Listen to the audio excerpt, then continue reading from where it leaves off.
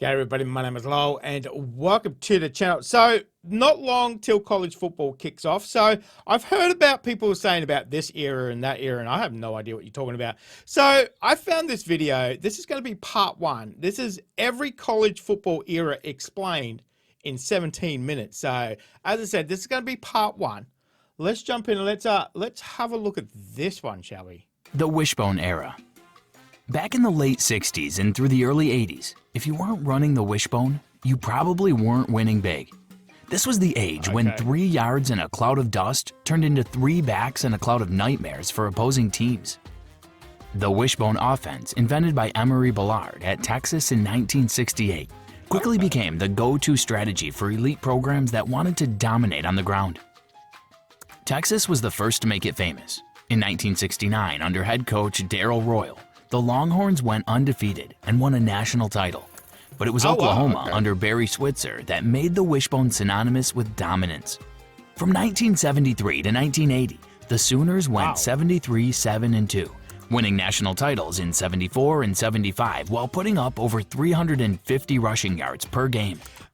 You'd think if everybody was playing this play, that people would, be quite in tune with it and how to play it and, how to defend against it.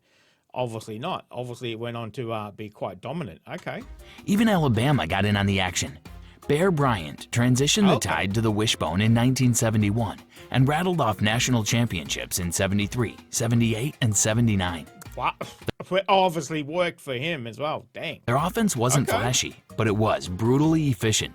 Just ask anyone who tried tackling the fullback dive 40 times a game. Statistically, teams in this era often ran the ball 80% of the time. It was all about ball control, field position, and physically wearing you down.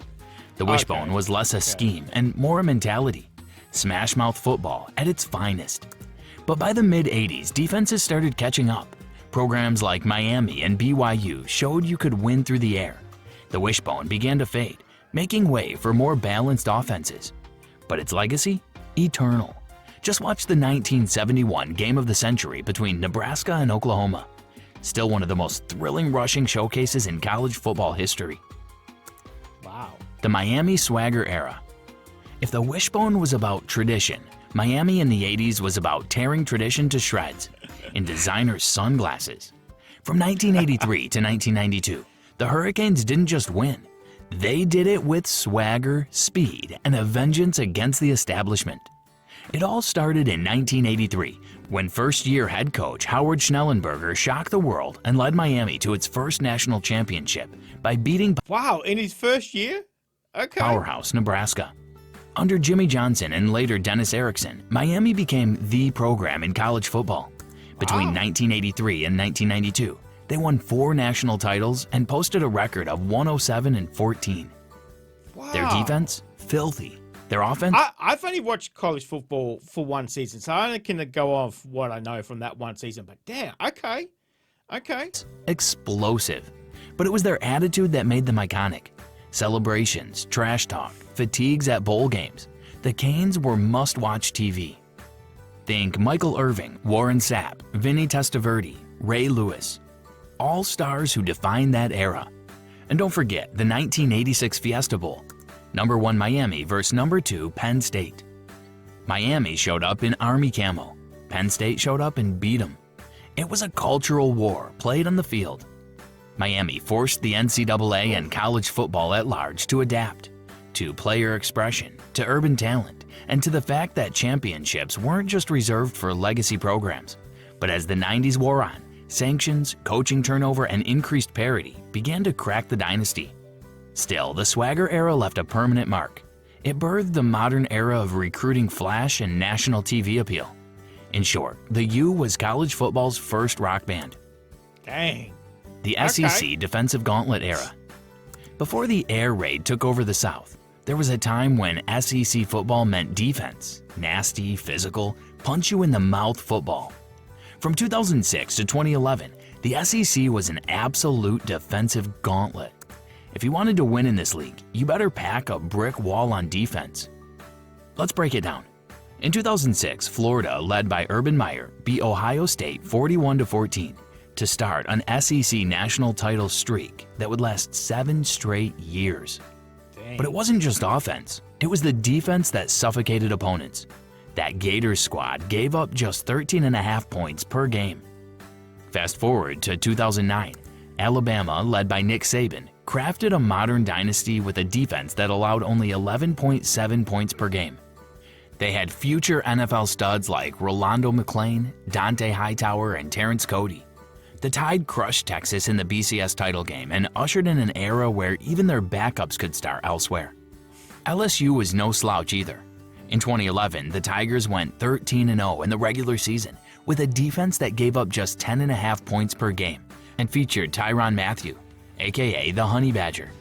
But when LSU and Bama met again in the BCS title game, it ended 21-0. SEC football was peak trench warfare.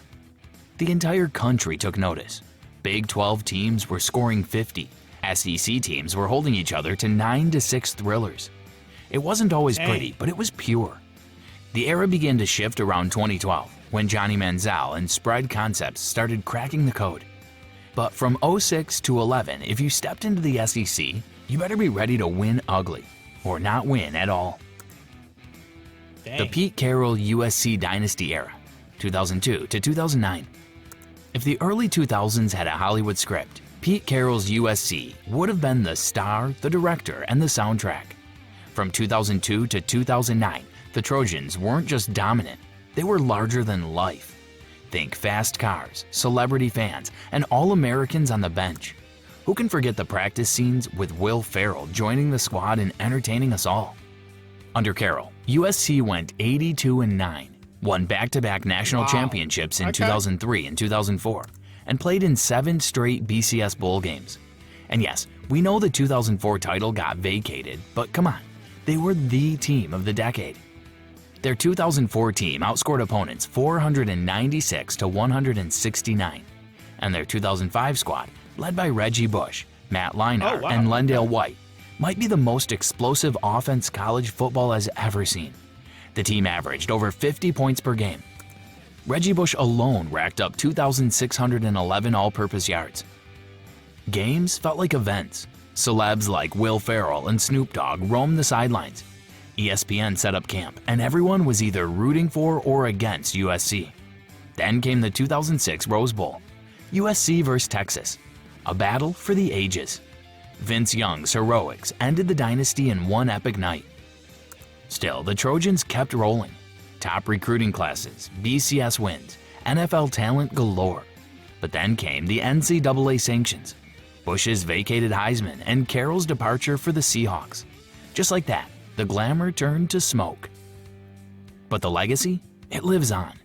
The Pete Carroll era showed what happens when NFL schemes, elite recruiting, and LA swagger collide. It was a Hollywood football dream, until it wasn't. Dang. The spread offense revolution. The early 2000s didn't just bring high-speed internet. They brought high-speed offenses that lit up scoreboards and gave defensive coordinators nightmares. Welcome to the spread offense revolution, the era that turned college football into a video game. This all really kicked off with Urban Meyer's Utah team in 2004 going undefeated. Then he brought the spread to Florida and built a dynasty with Tim Tebow, winning national titles in 2006 and 2008. Meyer's version was power spread, a physical QB run game paired with spread concepts. But while Meyer was winning trophies, Mike Leach was dropping 60 at Texas Tech with an air raid version of the spread. All quick reads, spacing, and tempo. Quarterbacks like Graham Harrell threw for 5,000 plus yards, while defenses didn't even have time to huddle. Rich Rodriguez gets his flowers too. He brought the no-huddle spread run game to West Virginia and helped Pat White and Steve Slayton run wild. In 2007, WVU averaged 297 rushing yards per game, nearly reaching the BCS title before a late-season collapse. The real explosion came in the 2010s with guys like Chip Kelly at Oregon. The Ducks turned speed into an identity. Between 2010 and 2014, Oregon averaged over 45 points per game and reached the national title twice, using tempo and misdirection to break traditional defenses. Quarterbacks became dual threats. Teams spread you out horizontally and attacked vertically. Suddenly, a 5-star nose tackle wasn't enough. You needed speed at every level. Even Alabama had to adapt, going from 17-10 wins to 52-49 shootouts. The spread didn't just change playbooks, it changed recruiting, conditioning, and the clock itself. Today's game, still built on those foundations. The revolution isn't over, it just got faster. The BCS Era. From 1998 to 2013, the BCS was the flawed but fascinating way we crowned a champ. Let's start with how it worked. The BCS combined human polls and computer rankings to pick the top 2 teams for the national title game. No playoffs, no margin for error, just a digital beauty pageant with massive stakes. The first BCS title game in 1998 saw Tennessee beat Florida State, but things quickly got weird. In 2003, LSU and USC split the title. USC was ranked number 1 by the AP but left out of the BCS game. And in 2004, Auburn went 13-0 and got left out of the championship altogether. They were passed over for USC and Oklahoma. Then came the rise of the mid-majors. Remember Boise State's 2007 Fiesta Bowl? Statues, laterals, and a marriage proposal after beating Oklahoma. It was chaos magic. Boise, TCU, and Utah all finished seasons undefeated, but never got a BCS title shot. That led to endless debates about fairness and access. Still, there were unforgettable matchups. Texas vs. USC in the 2006 Rose Bowl, LSU's double dip in 2007 and 2011, and Alabama's rise under Saban starting in 2009. In the end, the BCS was supposed to be a step forward, and in some ways it was, but it also left fans wanting more clarity. The push for a playoff grew louder each year, and by 2014, the BCS era was officially history. Messy? Yes. Memorable? Absolutely. The Big Ten Power Football Era. You want old school football? Welcome to the Big Ten Power Football Era, where running the ball, punting, and playing defense wasn't just strategy, it was religion. From the 1950s to the 1970s, the Big Ten was defined by brute force, trench warfare, and 2 titans, Michigan and Ohio State. We're talking 3 yards in a cloud of dust, brought to life by legendary coaches like Woody Hayes at Ohio State and Bo Schembechler at Michigan. These guys didn't believe in balance. They believed in running the same play until it broke you. In 1968, Ohio State's team, often referred to as the Super Softs, streamlined to a national title, capping it off with a The Super Softs? Okay, is that because of their sponsor, or is that just what they're called? That's a weird name. 50-14 win over Michigan, which sparked one of the most intense rivalries in sports. The 10-year war from 1969 to 1978. In that stretch, every game had national title implications. Big Ten teams weren't flashy. You weren't going to see 400-yard passing games, but you'd see legendary backs like Archie Griffin, who won back-to-back Heismans for the Buckeyes in '74 and '75. Or Michigan's Rob Little, part of ground-and-pound machines that rarely threw more than 10 times a game. Defenses were suffocating, fields were muddy, helmets were scuffed. And yet the Big Ten was the standard for toughness. Bowl trips were rare and sacred. Until the 1970s, only one Big Ten team could go to the Rose Bowl. As the 80s approached, other conferences started opening up their offenses. The Big Ten stuck with the run, but gradually balance and innovation crept in. Still, the power football identity, it never fully left. You can still feel it in Madison, Columbus, and Ann Arbor every fall Saturday. The Joe Paterno and Bobby Bowden coaching era. For 3 decades, 2 names loomed large over college football: Joe Paterno and Bobby Bowden. They weren't just coaches, they were institutions. From the mid-70s through the 2000s, these 2 men defined consistency, loyalty, and long-term success in a sport obsessed with turnover. Let's start with Paterno. He led Penn State from 1966 to 2011. Whoa! 66 to 2011? That's a long bloody But his golden time. run was from 1976 to 1994, Wow. when the Nittany Lions went 2 decades without a losing season. His 1982 and 1986 teams won national titles, and in '94 they went undefeated, but controversially finished number 2 in the polls behind Nebraska. Paterno's style was all about discipline and defense. He produced All-American linebackers like LeVar Arrington and turned Penn State into Linebacker U. His teams were rarely the flashiest, but they won consistently. Then there's Bobby Bowden, the king of Florida State. From 1987 to 2000, Bowden's Seminoles finished every season in the top 5, an absolutely insane stat. He won national championships in 1993 and 1999, with Heisman winners like Charlie Ward and legends like Deion Sanders passing through Tallahassee.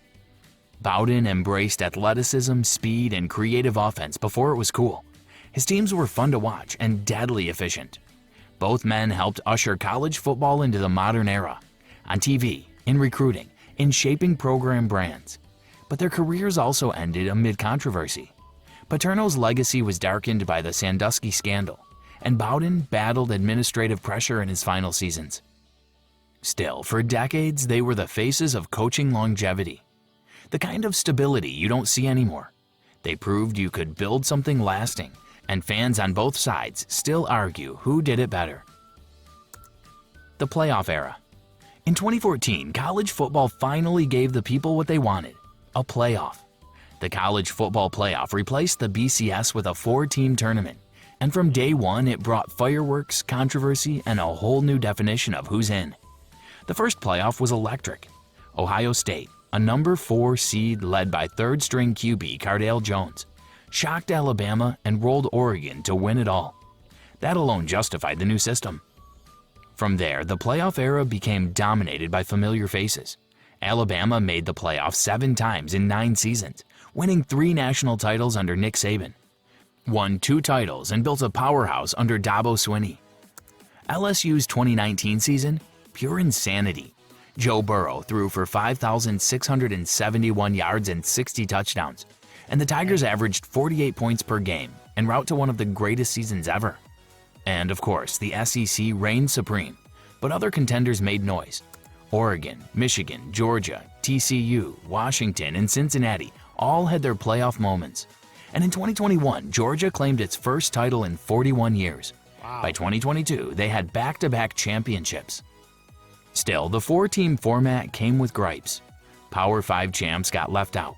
Group of 5 teams were afterthoughts until Cincinnati broke through in 2021. The controversy fueled the push for more access. In 2024, we kicked off the 12-team playoff format, a massive change that opens the door for chaos, upsets, and more meaningful games in December. But the 4-team playoff era, it gave up dynasties, debates, and some of the best football we've ever seen. What comes next? Let's just say college football never really slowed down. The chaos only grew louder, and the game, it became something no one saw coming. Catch part 2 in our next video. And now it's your turn. Drop a comment. Which era did you enjoy watching the most as a fan? If you enjoyed watching this video, click to subscribe. So, very interesting video. As I said, I've heard of some of those eras, gives a little bit more explanation. Some of those long-term coaches obviously dominating in those eras. So, but, we had I've only watched one season of college football. That was last year where we had the 12-team playoff, which I don't know if it quite went to plan for those who won their championships. Obviously, they all had buys and it did not go well for them. So I'm heard that they're going to change it again for this year. So it's going to be interesting to see how that goes as well. So, but very interesting. Some of them I've heard of, obviously coaches, Nick Saban, obviously you've heard of him. But it kind of gives a little bit more background to, when we're watching the season, people were saying, this team and that team. It's like, well, I've only got one season to go on, and, if that was the case, it's teams like Alabama who didn't do quite as well last year as they have in the past. But everybody keeps telling me they win quite a lot, and obviously this explains that. Yes, they do actually. They do actually win quite a lot. So, but that was very interesting. There is a part 2. We'll get to part 2 very soon. Let me know if you enjoyed that. If you have any other college football suggestions, let me know down in the comment section, guys. Thank you very much for joining me today. Make sure you stay safe, and I will definitely see you in the next reaction video. Oh, you're still here? You want more content? Why don't you check out my Patreon down here? You'll get plenty more content and some exclusive videos over there too. If not, why not check out this one over here?